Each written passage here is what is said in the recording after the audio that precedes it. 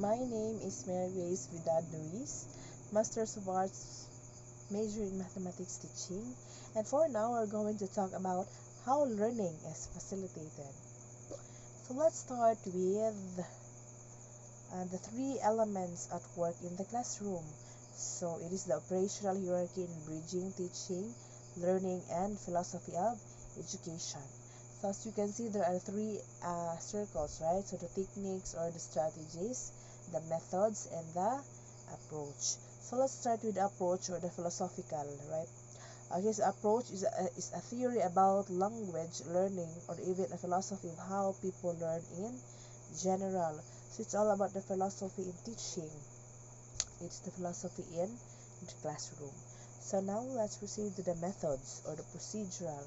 So method is an application of an approach in the context of language teaching. It's all about the procedure that we're going to use in the classroom.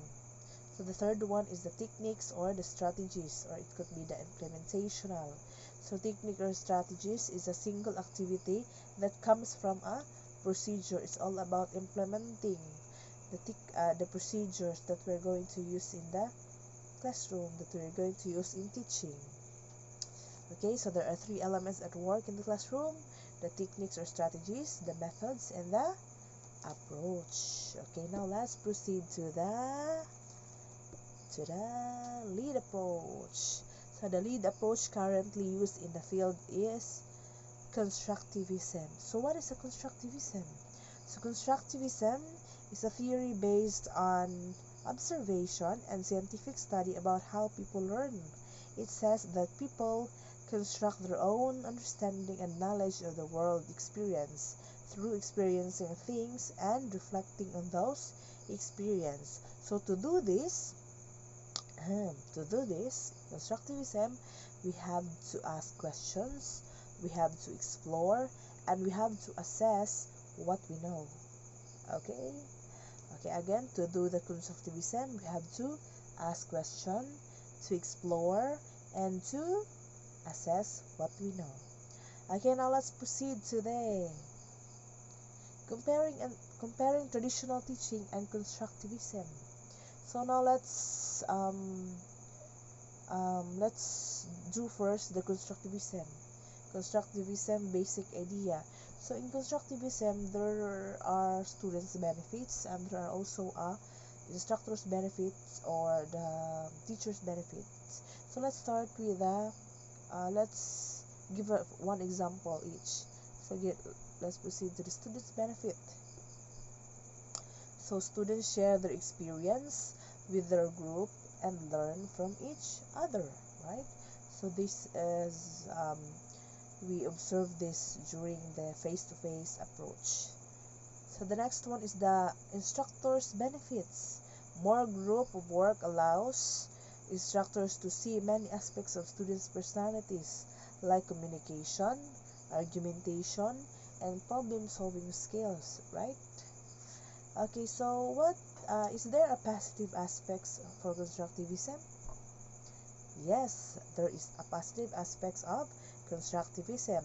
When people go out in the world, they interpret things they see and experience by comparing similarities and differences to ideas they already have. Okay, so we have here positive aspects of constructivism. So now let's proceed to the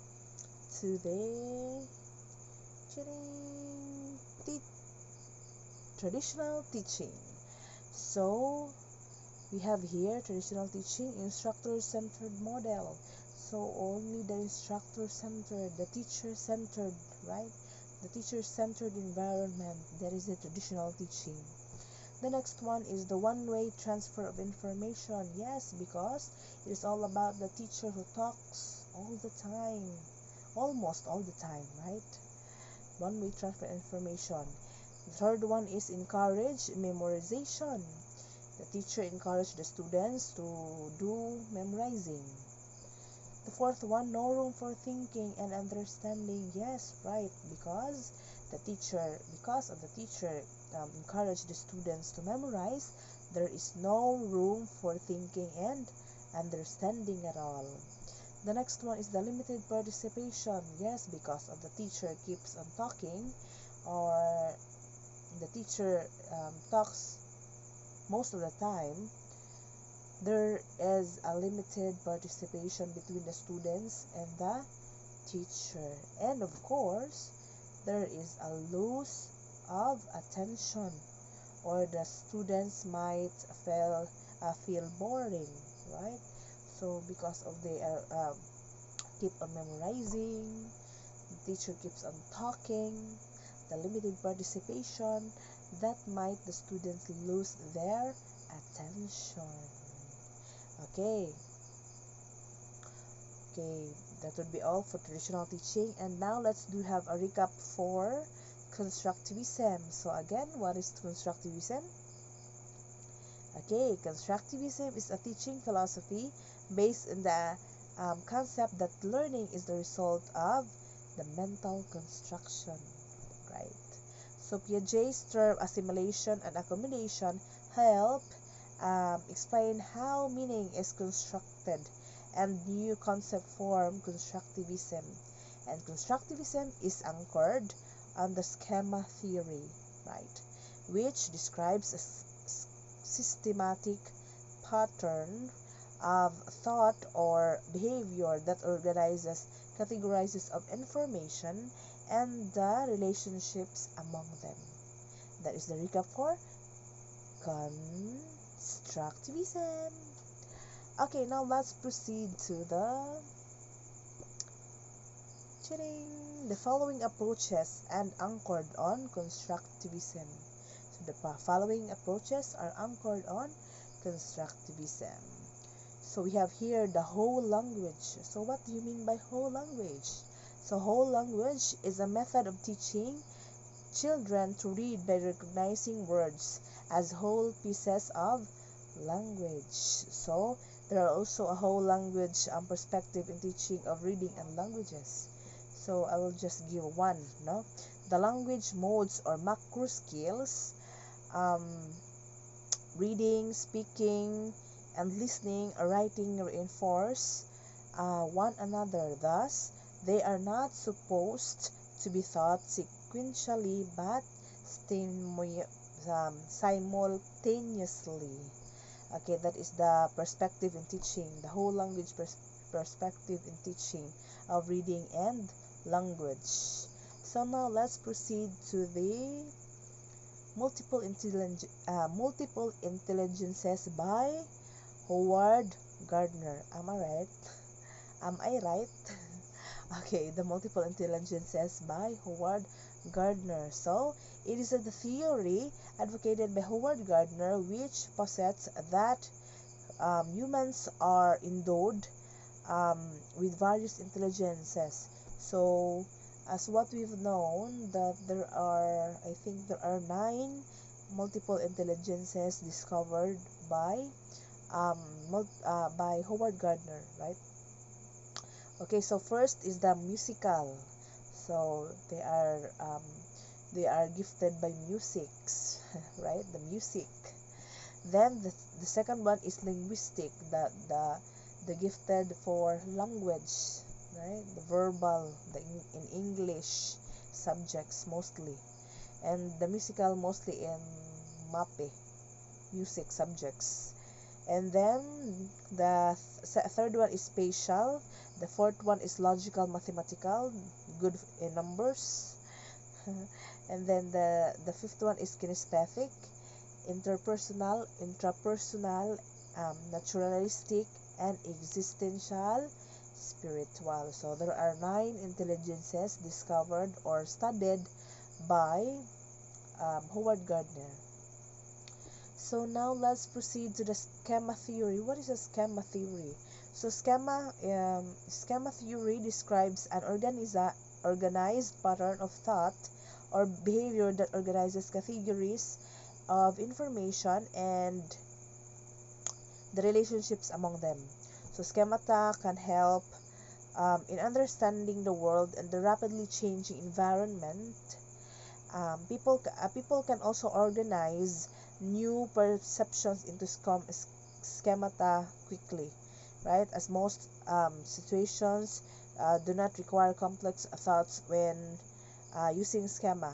Since automatic thought is all the required people schemata to organize the new knowledge and provide the framework for future teaching.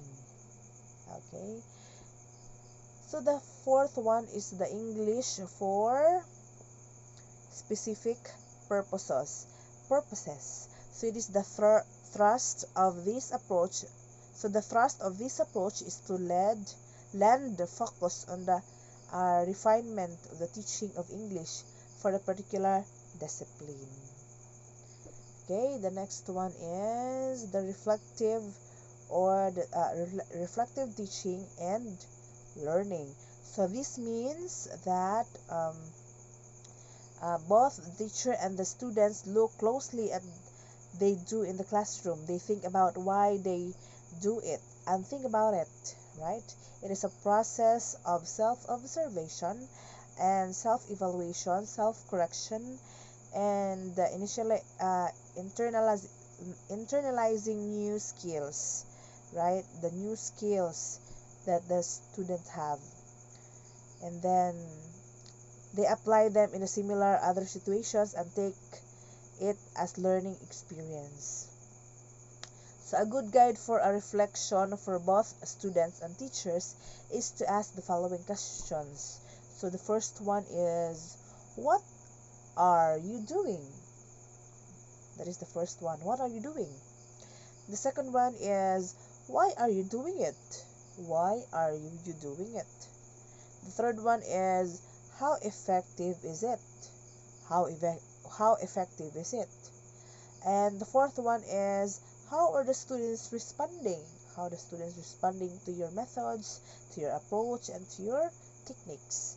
And the fifth one is, how am I responding? How am I responding to the students' behavior or the students' reaction, right? So, and lastly, how can you do it better? Okay, that is all about for reflective teaching and learning. Okay, let's proceed to the discovery learning. So what is discovery learning? So discovery learning is an active process of inquiry-based instruction that encourages learners to build on prior knowledge through experience and to search for new information and relationships based on their interest. If the students have interest, they have to discover, they have to research, they have to inquire. That is the discovery learning. Okay, the next one is modular approach, which is we are using right now because of this pandemic, right? So modular approach is an approach to the design of equipment, systems, programs, and the like, in which independently prepared and self-contained units or modules and combined form the final product. So the modular approach uses the modules or the activities, no, prepared by the instructors, prepared by the teachers.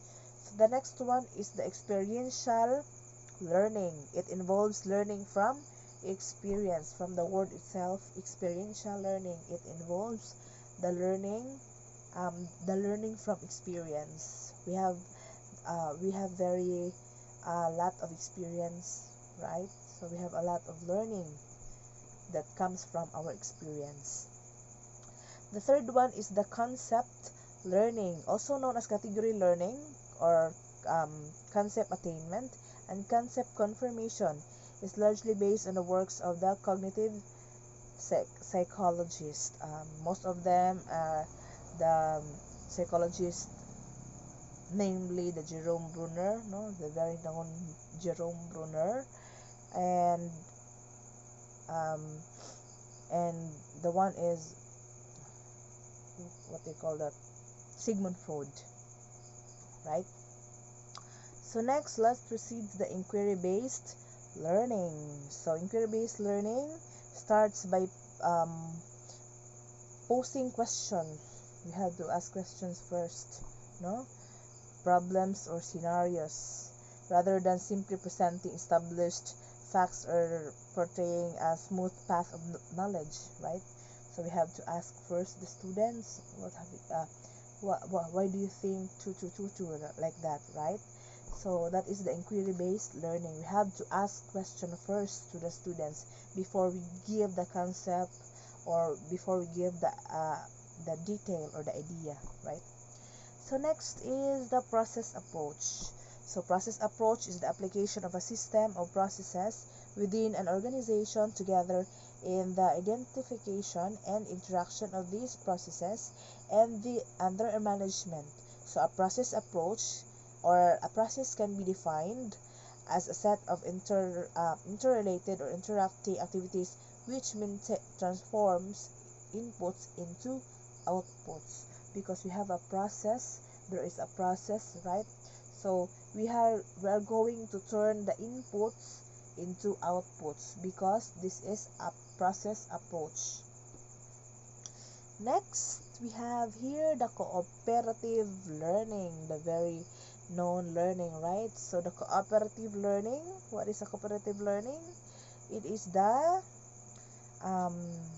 teaching method where students of or mixed levels of ability are arranged into groups and rewarded according to the group's success rather than the success of individual member.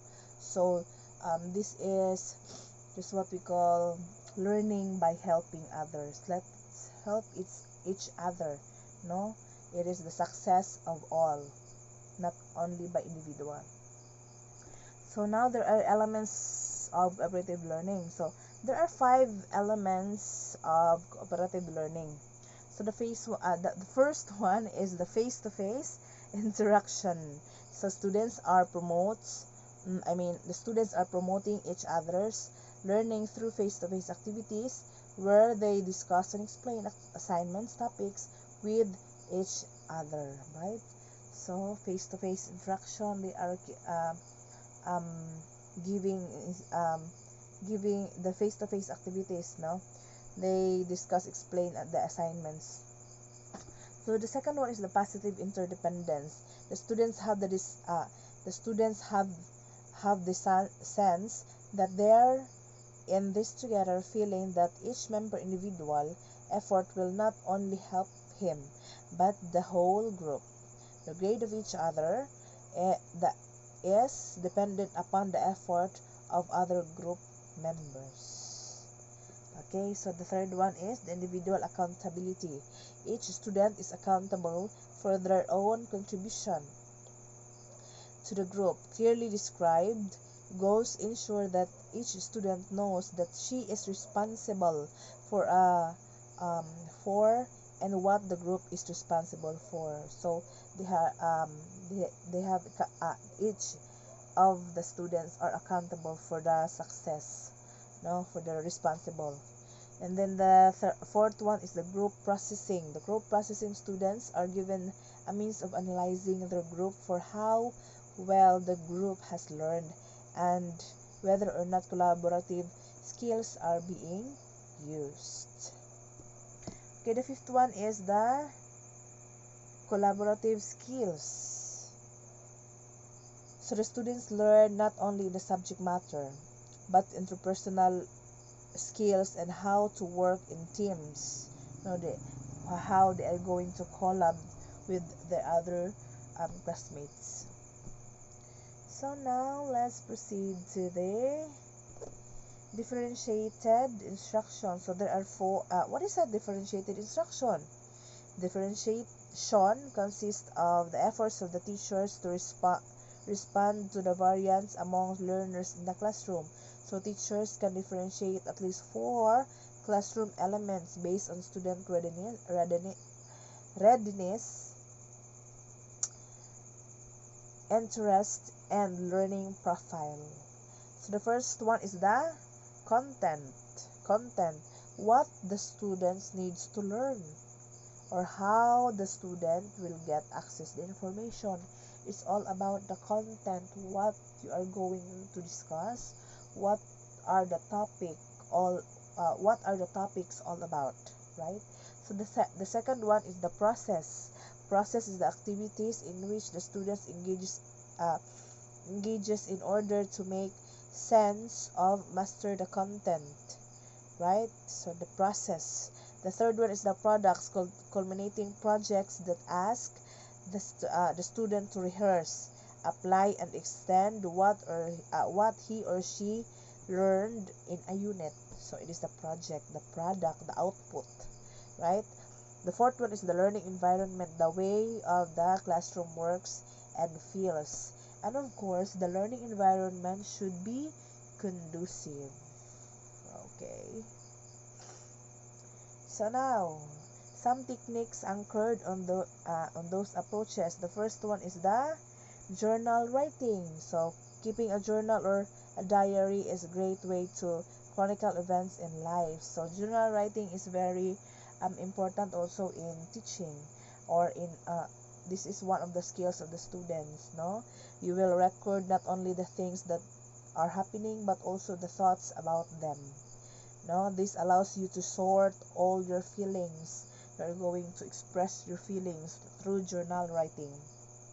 So the second one is the role playing. Role playing is a learning structure that allows students to immediately apply content as they are put in the role of decision maker. No, who must make a decision regarding a policy, resource allocation, or some other outcome. So there are also advantages of role playing. So I'll just give you two. But there are many advantages of role playing. The first one is that students immediately apply content in a relevant real world context. And then the second one, students see the relevance of this content for handling real world situations, right? So the students learn how to um, um, play, no, to play the real world context and to apply content in relevant. Next, the methods popularly used. So what are those? The first one is the lecture method, or the lecture is an oral presentation of information by the instructor or by the teacher. So it is an oral presentation, the lecture mode, no, the teacher will give lectures, the lecture mode. The second one is the discussion method. The discussion involves two-way communication between the participants. Discussion, there is participation within the between the teacher and the students. Okay, the third one is the demonstration lesson. So the example of this is the bus groups, no, demonstration. They're going to demonstrate. The fourth one is the brainstorming, right? The next is the cooperative learning, as what we've said, cooperative learning. Next is group reporting. Usually it will happen, no, in the face-to-face approach when when there when the pandemic is not yet attacked us, right? So the student during the face-to-face approach, or the face-to-face approach, the students when they have an activity, they're going to do a group reporting, and that is very enjoyable moment of being a student because they are learning while enjoying. Okay, so maybe that would be all. Thank you for listening. God bless and keep safe.